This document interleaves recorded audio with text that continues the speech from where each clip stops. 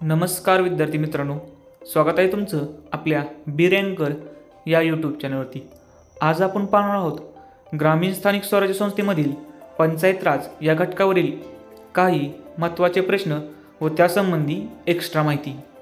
चला तर मग पाहूया पंचायत समिती या घटकावरील प्रश्न व एक्स्ट्रा माहिती। प्रश्न पहिला, महाराष्ट्र पंचायत समिती अधिनियम 1961 अनुसार डॅश डॅशची स्थापना करण्यात येते। ऑप्शन ए ग्रामपंचायत, ऑप्शन बी पंचायत समिती, ऑप्शन सी नगरपालिका, ऑप्शन डी जिल्हा परिषद। या प्रश्नाचं उत्तर आहे ऑप्शन बी पंचायत समिती। पंचायत समिती या घटकावरील काही महत्त्वाची माहिती। महाराष्ट्र पंचायत समिती अधिनियम 1961च्या कलम 56 नुसार प्रत्येक विकास गटासाठी एक पंचायत समितीची स्थापना करण्यात येते। दर 20,000 लोकसंख्येमागे एक पंचायत समितीचे सदस्य निवडतात। निवडणूक प्रत्यक्ष, प्रौढ व गुप्त मतदान पद्धतीने घेतली जाते। पंचायत समितीच्या मतदारसंघास गण असे म्हणतात। पंचायत समितीचा आरक्षणाचा कोटा राज्य शासन जाहीर करत असते। एका वर्षात दर महिन्याला एक याप्रमाणे 12 बैठका या पंचायत समितीच्या मार्फत घेतल्या जातात। प्रश्न दुसरा, पंचायत समितीचा प्रशासकीय प्रमुख डॅश डॅश हा असतो। ऑप्शन ए सभापती, ऑप्शन बी जिल्हाधिकारी, ऑप्शन सी गटविकास अधिकारी, ऑप्शन डी तहसीलदार।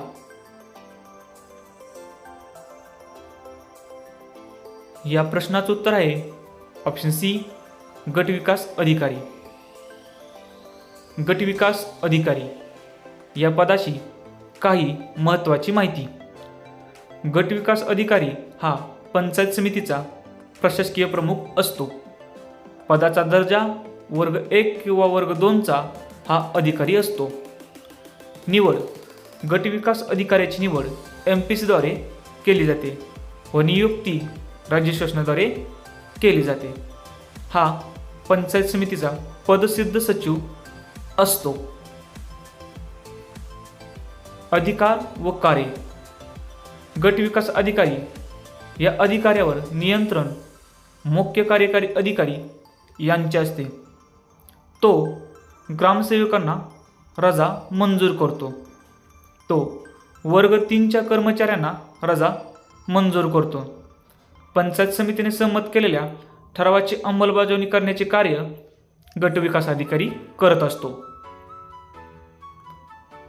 गटविकास अधिकारी हा राज्य शासनाचा व पंचायत समिती यांच्यातला दुवा म्हणून गणला जातो।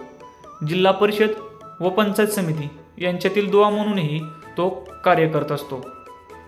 पंचायत समितीचे रेकॉर्ड त्याच्या ताब्यात असते। प्रश्न तिसरा, डॅश डॅश हा पंचायत समितीचा सत्ताधारी प्रमुख असतो। ऑप्शन ए तहसीलदार, ऑप्शन बी गटविकास अधिकारी, ऑप्शन सी सभापती, ऑप्शन डी उपसभापती।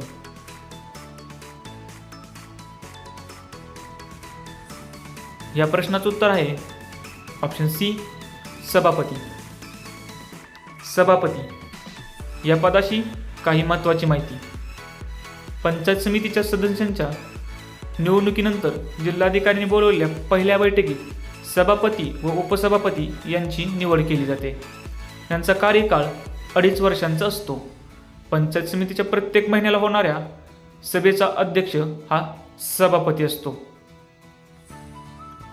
पात्रता 21 वर्ष पूर्ण झालेला कोणताही निवडून आलेला व्यक्ती हा सभापती पदासाठी पात्र असतो। तालुक्याच्या मतदार यादीत त्याचे नाव असावे लागते। त्याचा राजीनामा जिल्हा परिषद अध्यक्षाकडे तो देतो। अधिकार व कार्य पंचायत समितीचे सदस्य व उपसभापती आपला राजीनामा सभापतीकडे देऊ शकतात। पंचायत समितीच्या प्रशासनावर नियंत्रण ठेवण्याचे कार्य हा सभापती करत असतो. प्रश्न क्रमांक 4. आमसभेचे अध्यक्ष डॅश डॅश हे असतात.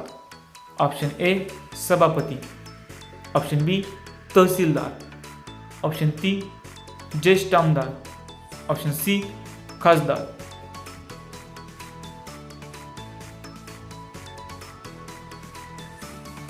या प्रश्नाचं उत्तर आहे ऑप्शन सी ज्येष्ठ आमदार. आमसभा. आमसभेच्या संबंधित काही महत्त्वाची माहिती. आमसभेचे अध्यक्ष हे तालुक्यातील ज्येष्ठ आमदार असतात. आमसभेचे सचिव हे तहसीलदार असतात.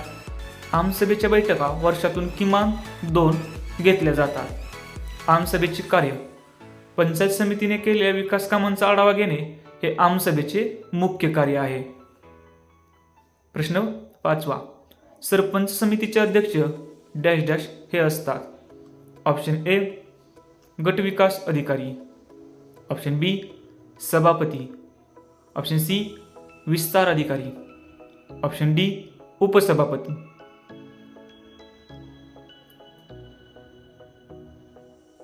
या प्रश्नाचं उत्तर आहे ऑप्शन डी उपसभापती. सरपंच समितीबद्दल काही महत्त्वाची माहिती. पंचायत समितीला सल्ला देण्यासाठी एक सरपंच समिती असते आणि सरपंच समितीचे अध्यक्ष हे पंचायत समितीचे विद्यमान उपसभापती असतात. सरपंच समिती. सरपंच समितीतील सदस्य तालुक्यातील 15 सरपंच किंवा तालुक्यातील एकूण सरपंचाच्या 1/5 सरपंच या समितीवर सदस्य म्हणून नियुक्त केले जातात. स्थापनेचा हेतू. तालुक्यातील ग्रामपंचायती व पंचायत समिती यामध्ये योग्य समन्वय राखणे हे सरपंच समितीचे मुख्य हेतू आहे. व्हिडिओ आवडल्यास जास्तीत जास्त लाईक करा, शेअर्स करा, कमेंट करा आणि चॅनलला सबस्क्राईब नक्की करा. थँक्यू.